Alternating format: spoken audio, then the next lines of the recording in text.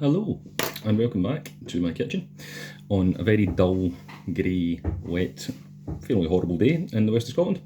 So today we're going to look at work knives, specifically knives that you can carry in your pocket that you're going to put through quite a lot of hard use. So it could be a cable stripping knife like this one here, it could be a kind of general purpose pocket knife, work knife like that.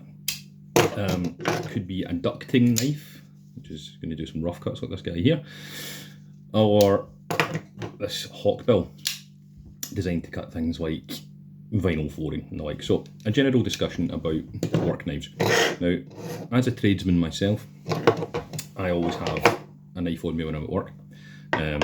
Depends what job I'm doing, what knife I'm going to be carrying. I might be carrying something a bit more heavy duty and a bit more large scale, like this Toughbuilt hawkbill here, or something as simple as this CK Tools slip joint lamb foot. I will usually always, when I'm at work, also have a multi-tool on my belt. Previously a Leatherman, most recently, if you watched my last video, the Swiss tool Victorinox has been on my hip at work all the time, getting put through its paces and coping really, really well. It's still holding up excellently. It's got a little bit of paint stains on the pouch and a few scrapes and scuffs here and there. I had to give it a quick couple of passes on a kitchen honing steel, literally maybe 2 passes per side. It is still fantastic. So thumbs up for the Victorinox Swiss tool. Anyway, so basic pocket knives designed for work. Generally this would mean pocket knives which are not made by the likes of Boker or Kaiser or Buck or one of these kind of traditional pocket knife brands, but more so by a hand tool brand. So CK, Toughbuilt, Draper, Milwaukee, etc. So actually knives made for work by tool companies as opposed to by knife companies. What difference that makes really comes down to price and level of hardness of use.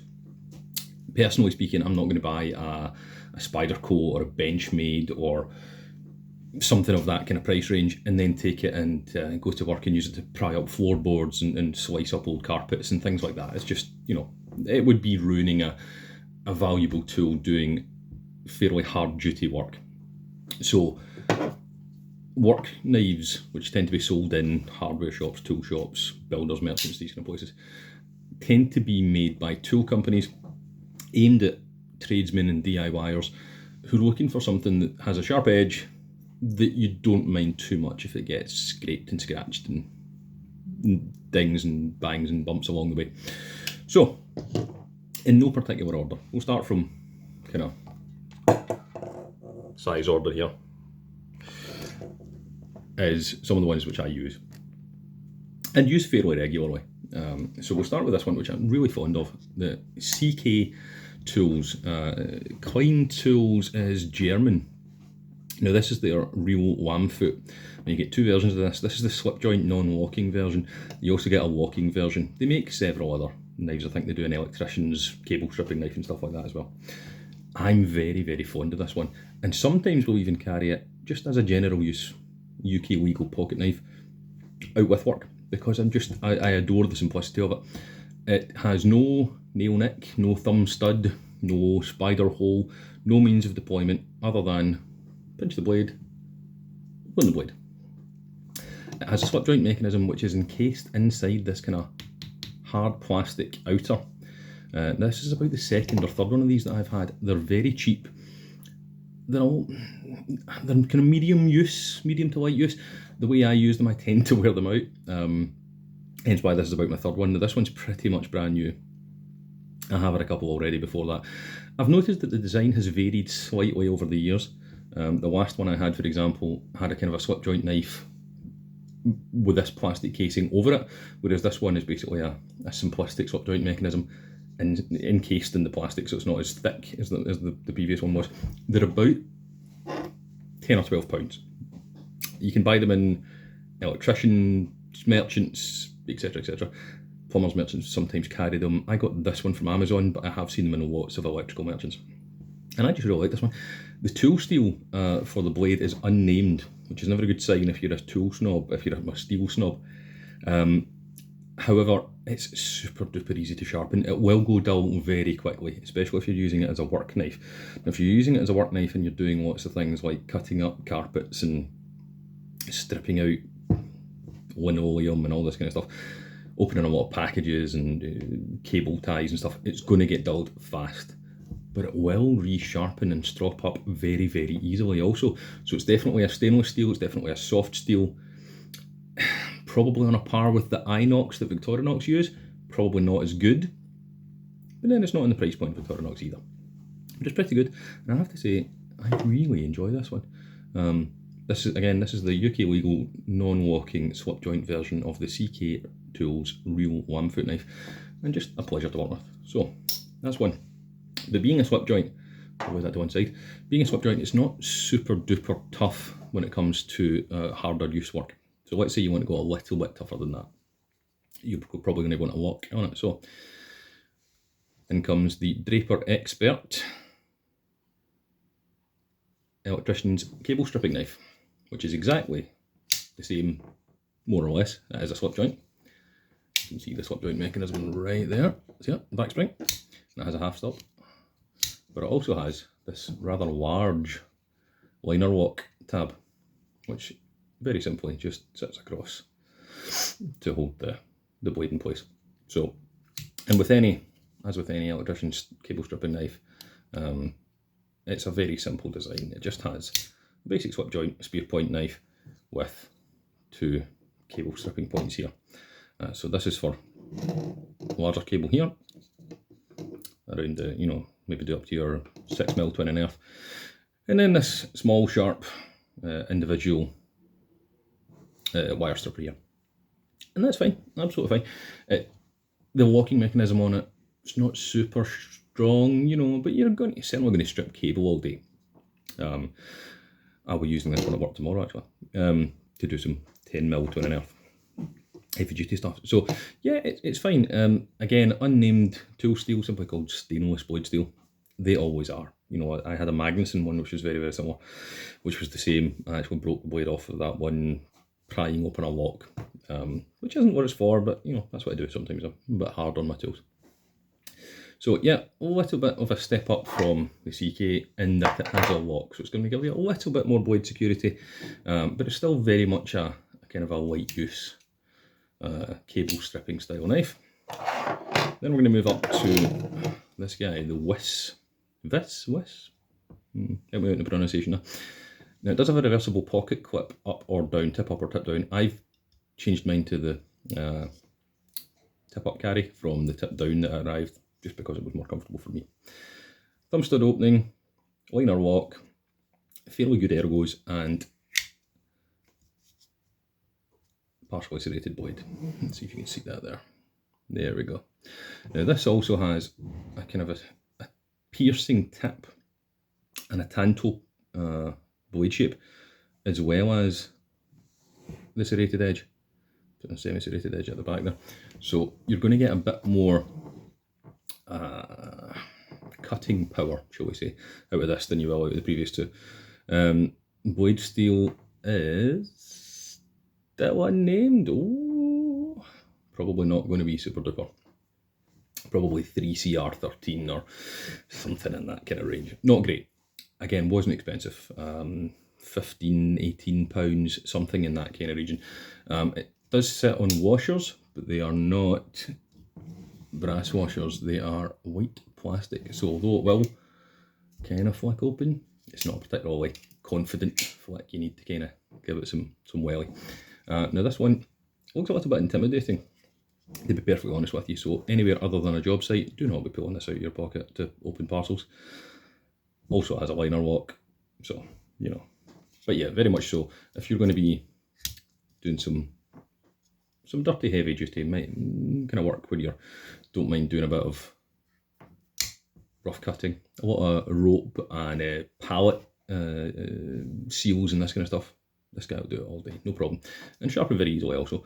And the ergos in the hand, I have to say, are very, very good, despite the sort of outlandish look of this particular knife.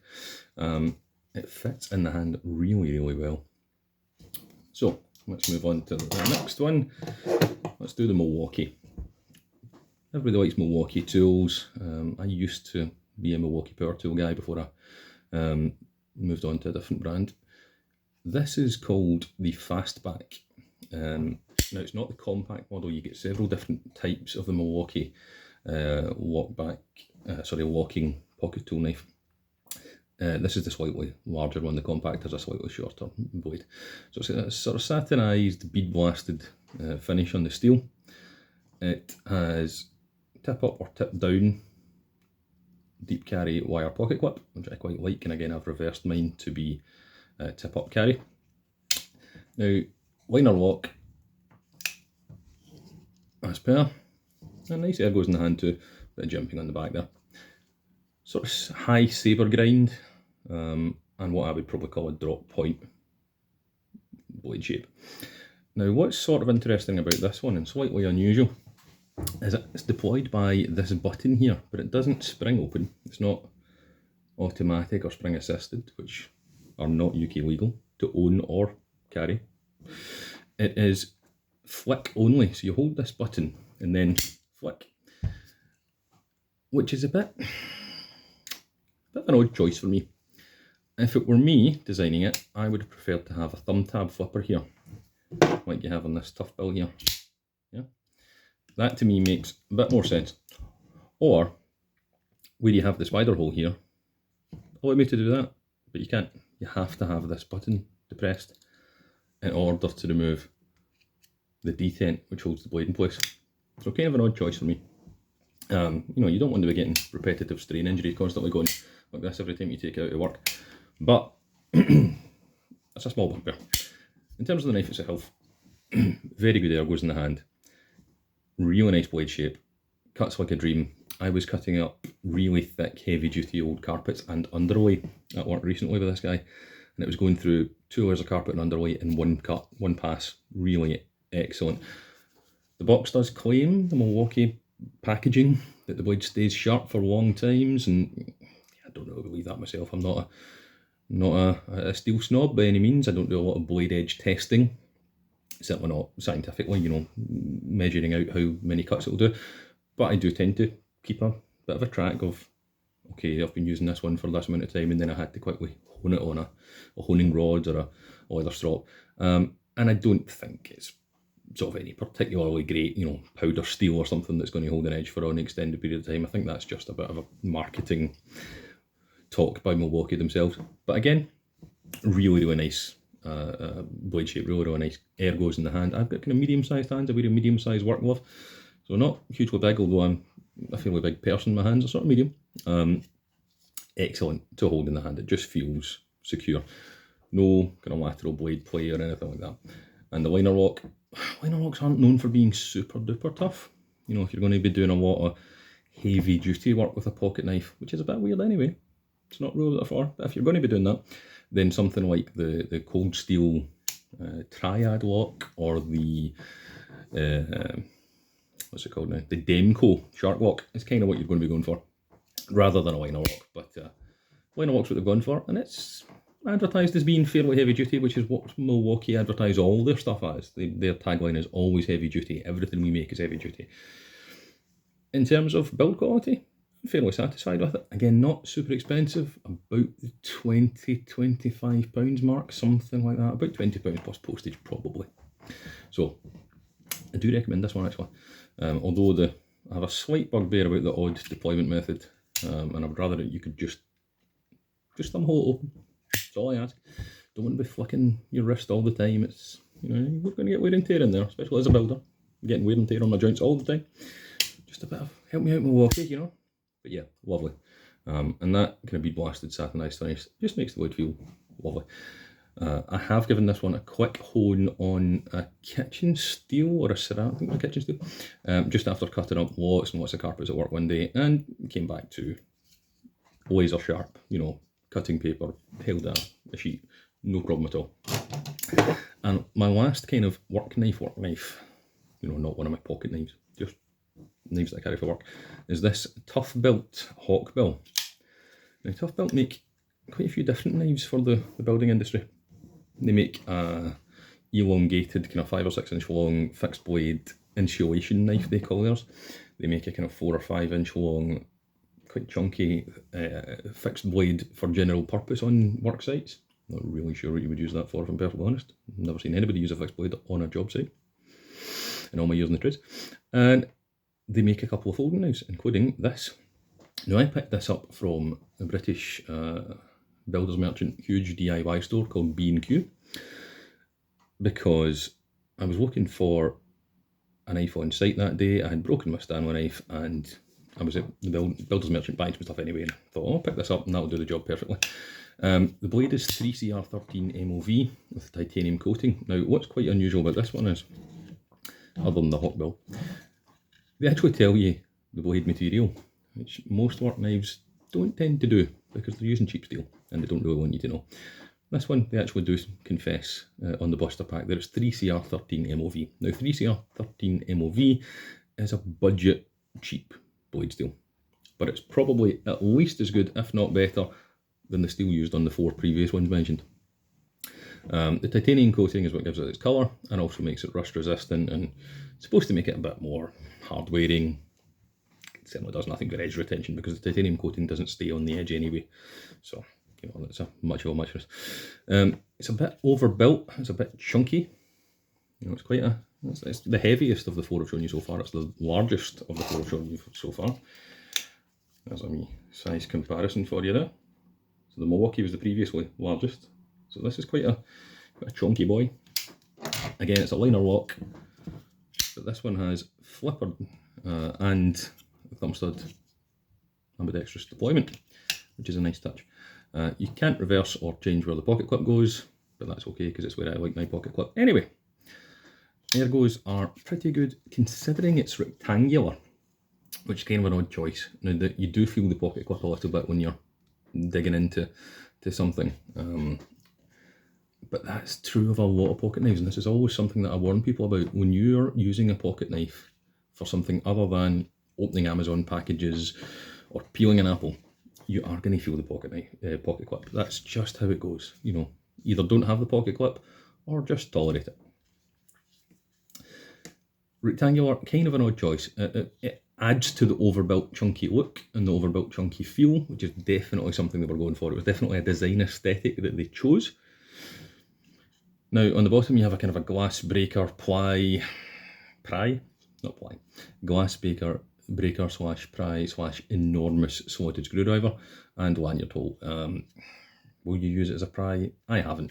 I've just used the top of the blade because it's the perfect shape for prying. Now the problem with the Hawkbill shape is it's great for cutting things like vinyl flooring, parcels and cable ties and insulation and this kind of stuff. It's not great for a lot of other stuff. You know, you wouldn't cut sheet board material or, you know, rigid things with it because it doesn't do very well. And most of the cutting ends up being done by this point here as opposed to by the belly, because as the opposite of other blade styles, which belly outwards. So the belly here does the cutting. This belly's inwards, upwards. So the point here ends up doing all the cutting. So it's slightly specialised, shall we say. Now if you've ever seen a carpet fitter's knife, they'll use a Stanley knife but with a hooked blade. That's basically what this is designed to do. Catch underneath things like linoleum and LVT and slash and get a nice hooked edge underneath and a nice straight cut. So that's kind of what that does.